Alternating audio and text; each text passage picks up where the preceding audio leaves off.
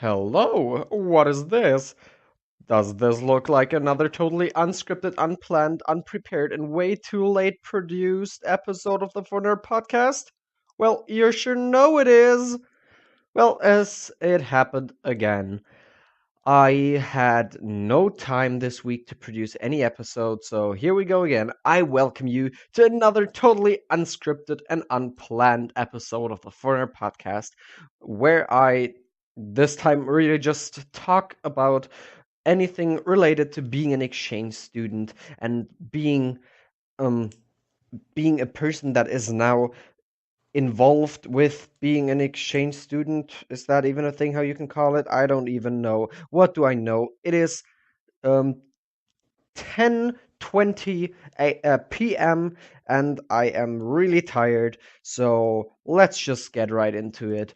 This is the Foreigner Podcast, the podcast where I talk about everything related to being an exchange student or living abroad in a different culture in general. So if you're in any way interested in being an exchange student, living in a different culture, just embracing the different cultures there are and learning from them, then this is the podcast for you. And especially if you're interested in podcasts that matter to exchange students, because as far as I know, I'm the only one. So hey, maybe may us go. We're special.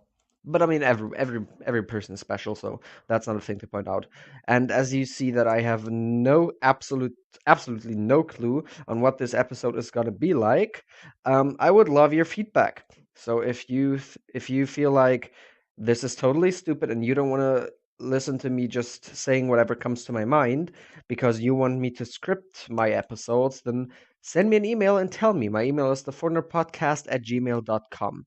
So if you would rather hear a scripted episode, then let me know and I will try to find as much time as I can to actually script an episode and properly research one, other than just making all my content up as I go along the way, because that's what I'm going to do today. But I can at least give you that. I already have a quote, an item of the episode, and I have the topic of the episode. And that is drum roll. Wait, can I do a drum roll on my desk? Getting used to it.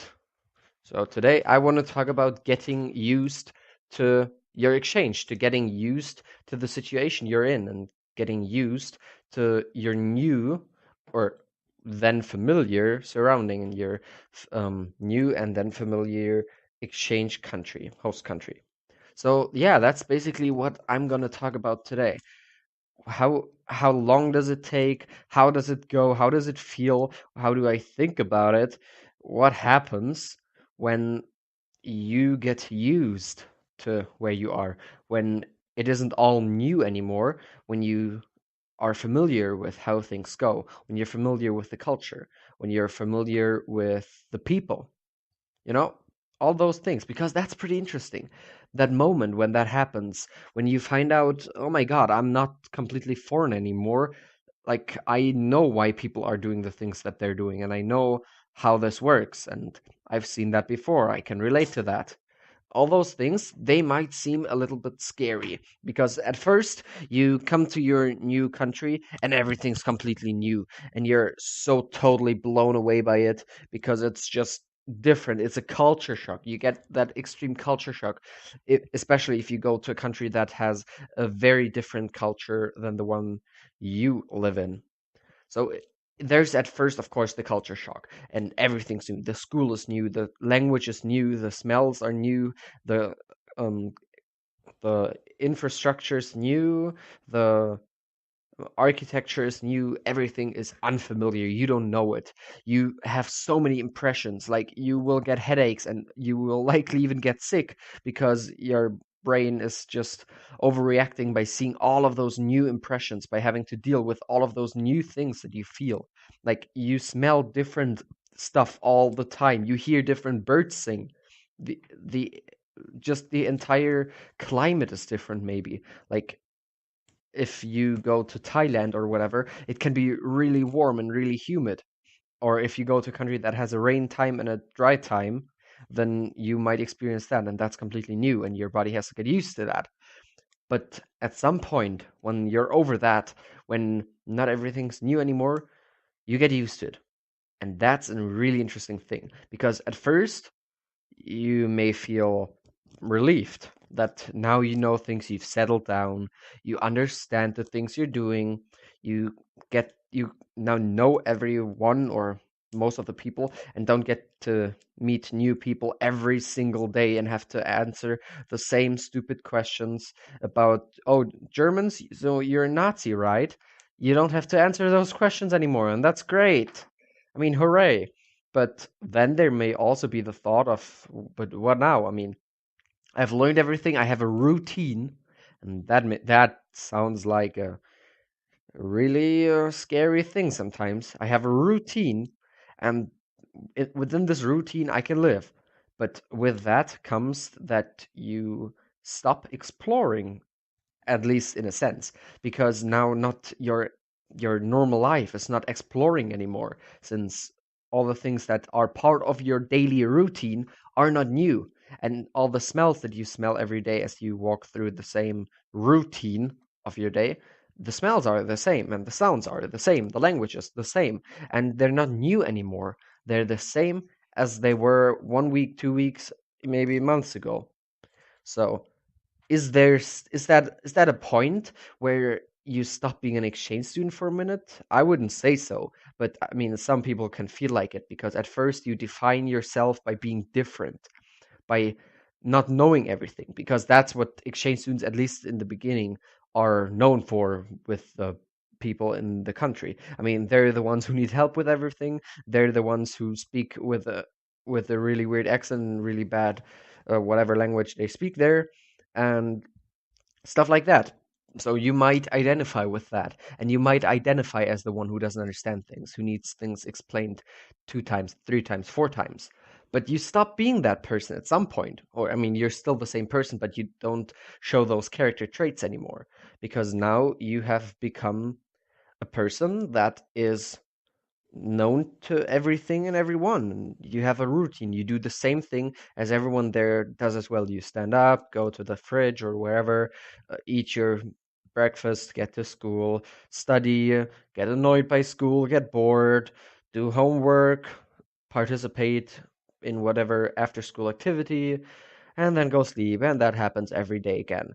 So that may be a big change in your life, and it will happen at some point. Like, I can assure you that at some point you don't wander through your world with wide open eyes and be amazed by everything because it's so different and new, and you don't understand it because you'll understand things. And as I said, things get familiar. You'll get used to things, and that may be a scary moment because of that, what I just explained.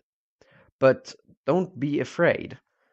I mean, now that you are familiar to, I mean, your basic life, you can start exploring your your country better. Now, not just leaving the house is not just a complete adventure where you go out and explore things you haven't seen before and where you learn new things. Now you can make bigger adventures.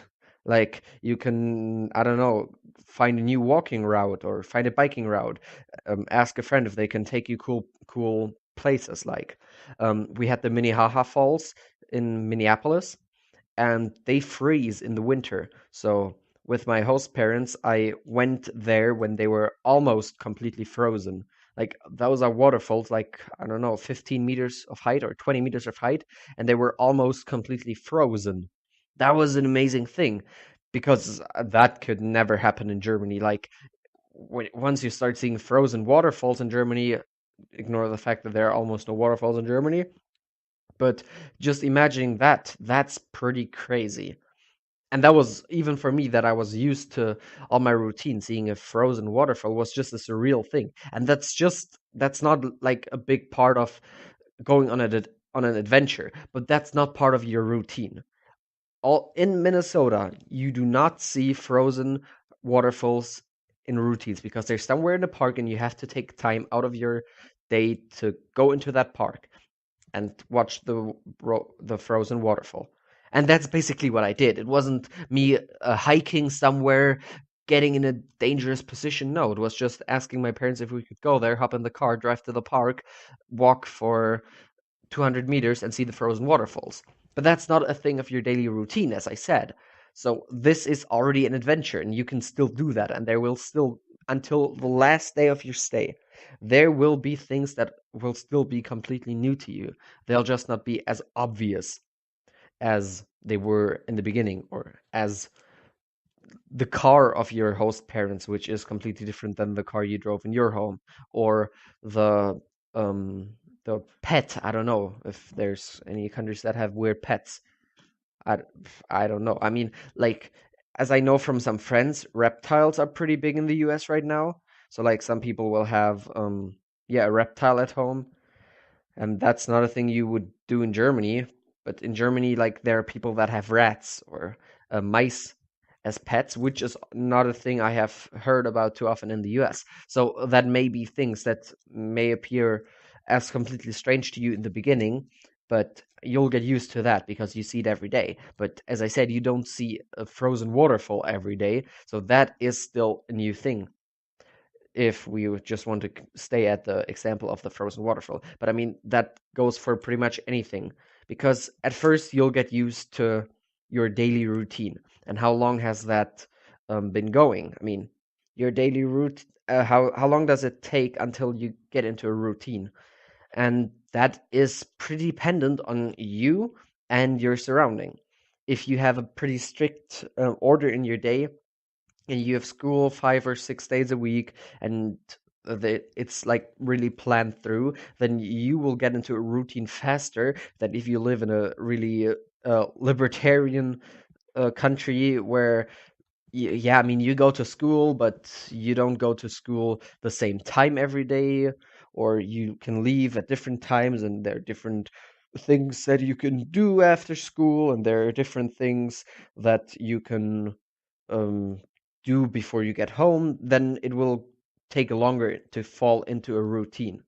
Now, the question there is if a routine is a thing that you want to have. And at first, it may seem like a good thing to have a routine, to get used to everything, to get through the culture shock, to make peace with every of the new things that you might dislike. But then routine can become pretty boring, because what makes you an exchange student, the seeing the new things, that goes away, because then you have your routine and you stay in that routine and you see and do and feel the same things every day, which is not what makes you an exchange student. But we talked about that before, so let's move on, because how do you get used to things? And that's a really good question which I was asked, but you can't really explain it. At least I can't, because I'm not a psychologist. uh, I don't know. I haven't studied psychology, so I don't know exactly how it works in the brain that you get used to things. But for me, as I understand it, getting used to things is losing your excitement about it, and seeing a thing doesn't, like, in any way excite you or make you feel different. Like when I turn on my computer, that is a daily thing. I turn my computer on every day, and I write in Facebook every day, working on the groups that I have. But I mean, for a person that isn't used to having a computer, like if we think of the kids in Africa, they barely can afford food. Like if you look to Uganda and countries like that, they have it really bad. And for them, turning on a computer would be way different than it would be for me. But I mean, if a Ugandan kid would live in Germany for long enough and have a computer, at some point they'd get used to operating on a computer as well. So I can't really say how long exactly it takes, but that's usually the process you go through. And I can't explain why it happens, but it does happen. At some point, things just, they don't concern you anymore if you're doing them. They become normal. And as I said, yeah, you'll become used to doing that. And you will not freak out if you can do it, or if you are able to do it, but you will freak out though if you are not able to do it, because then it breaks your routine, and breaking a routine always brings discomfort. And for some people, especially exchange students, discomfort can be extremely rewarding because discomfort always means that you see and meet and whatever you use to interact with a new thing or a new person. That's what happens. Like discomfort always comes along with different interactions. May that be with people or with things or with situation. But that's basically what I want to say. You understand that? I hope you do. If don't, then send me a question or leave a comment asking me for a more clear image of what I want to depict, what I want to talk about. Hmm. That's basically it so far. Now, as I look at the time, I see that we have much more time. So I want to get to one more point that is a part of getting used to things because that's at first a routine and then finding friends.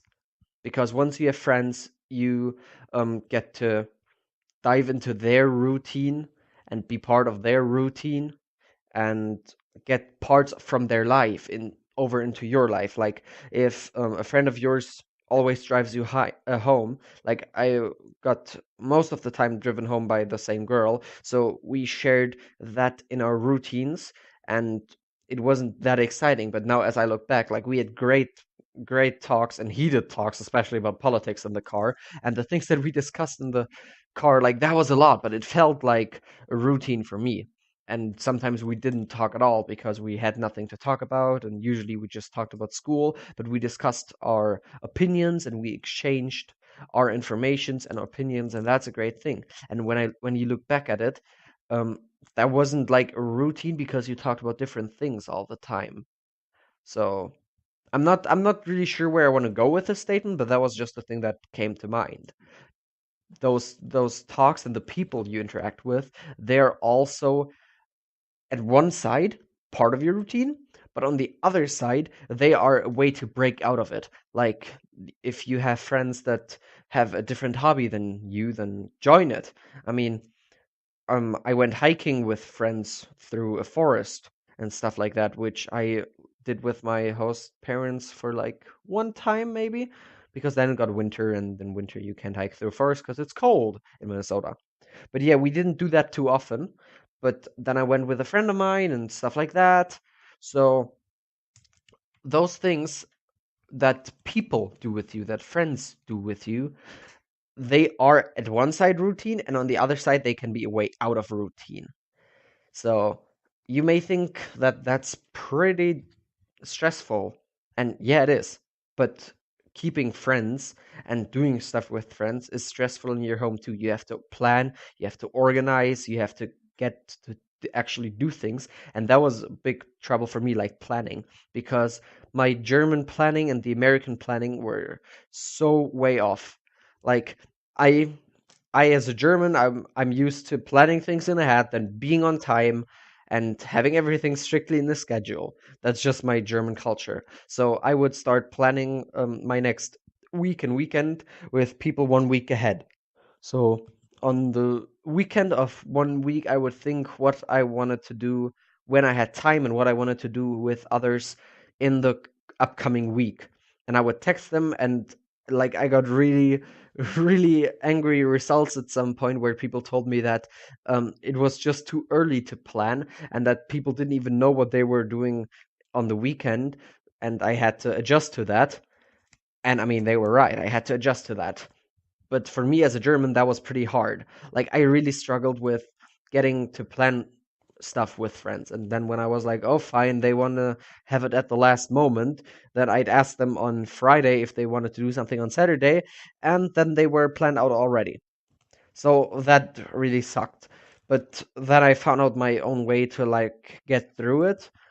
That was just by inserting the thought 1 week before. So if I wanted to do something on Saturday, I would ask that person on Sunday before and be like, "Oh yeah, keep that in mind. I would like to do that with you. Think about it, whatever." And wait, did that just record? I think it did. I'm sorry for that if that sound was just recorded. If not, then we're happy. But anyway, I would ask them if they could do something on Saturday, and they would tell me, "Yeah, I don't know yet." And then 2 or 3 days before that Saturday, so on Thursday or Wednesday, I would be like, "Oh yeah, remember we wanted to do something. Is that still free?" Because that's the time when usually the Americans would plan as well, and then they would keep in the back of their mind that I wanted to do something on that time, on that day, and then on Thursday evening or Friday I would confirm the final plan, which I was going to do. And then I would tell them, please be on time. And sometimes people were really late, like 40-minute waits and stuff like that. I had that happening. And me as a German, that drove me nuts. Like, as a German, you are indoctrinated. You get it by the milk from your mother to be punctual. And if people are not punctual, that really freaked me out. And I cannot imagine how that would be if you go to a Latin American country. Like I've heard that there the people don't care about being on time that much, which would drive me crazy. So I'm really happy that I went to the USA. But I don't even know what the point of me saying that was. But what was even the point? How can I connect that back to routine and getting used to things? Well, see it in kind of that way. I learned and I got used to the routines of meeting people and scheduling meets and hanging out and whatever. So that was a thing that I had to get used to in order to break out of me getting used to something. I have to follow a routine in order to get out of a routine. So a routine is really versatile. It can be a bad thing, it can be a good thing, or it can be a tool in order to get out of the bad way it is into the good way it is. So you can use the routine to get out of the routine in order to get to know new things and get to interact with new things now that you've broken out of the routine. Oh my god, I should make a routine counter for that episode. Like I said routine a lot. But as it is really late now, I don't have the time to do that. So, with that sadly being said, I want to make an announcement that this episode might come out pretty late on Sunday because the weekend of the publishment of this episode, I will be um, at another preparation meeting and prepare future exchange students. So if you're one of the students which I just prepared, hey, welcome back to the podcast. Thank you for tuning in. Because I'll surely have told you that I have this podcast and I would love it if you would listen to it because I hope that I can help you with questions that you may or may not have.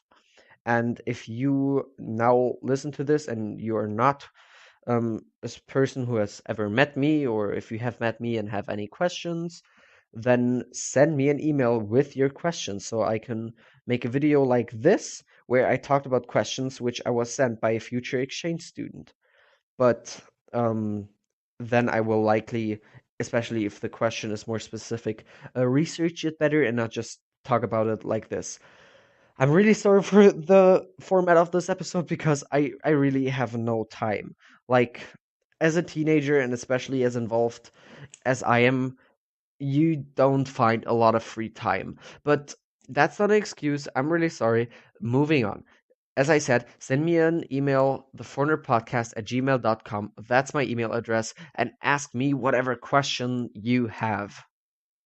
Also, please help me share this podcast in order to read no to reach more people and educate more people about the great possibilities that you have as an exchange student, and also to help other exchange students navigate through their exchange better and to get through it as in a way of making the most of it, embracing it, learning a lot, breaking out of their routine and entering new routines, and saying routine a lot with the exact same pronunciation.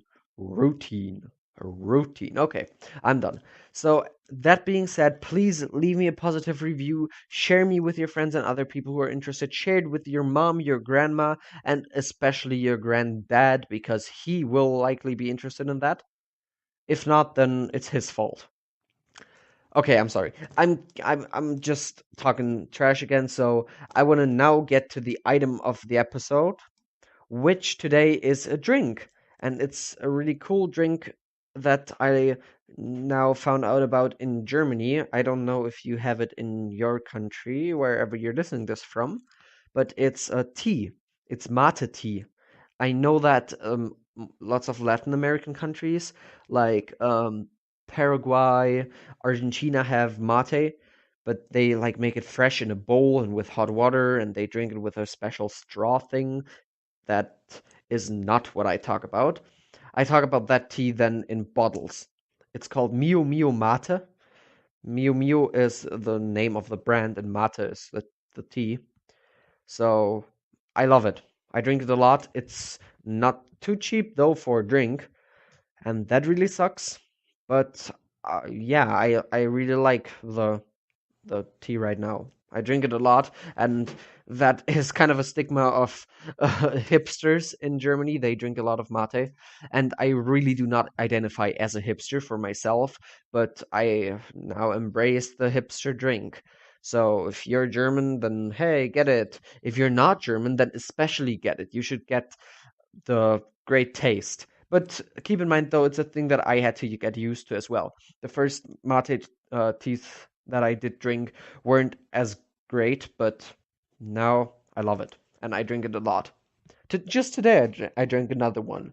So, yeah, get it. The link is in the description of this episode on my website or on YouTube when I finally get to finish up or upload all my YouTube episodes. Like, I'm really behind on that, which is also a factor of me not having time because uploading that stuff, it takes a lot of time, which I do not have, sadly.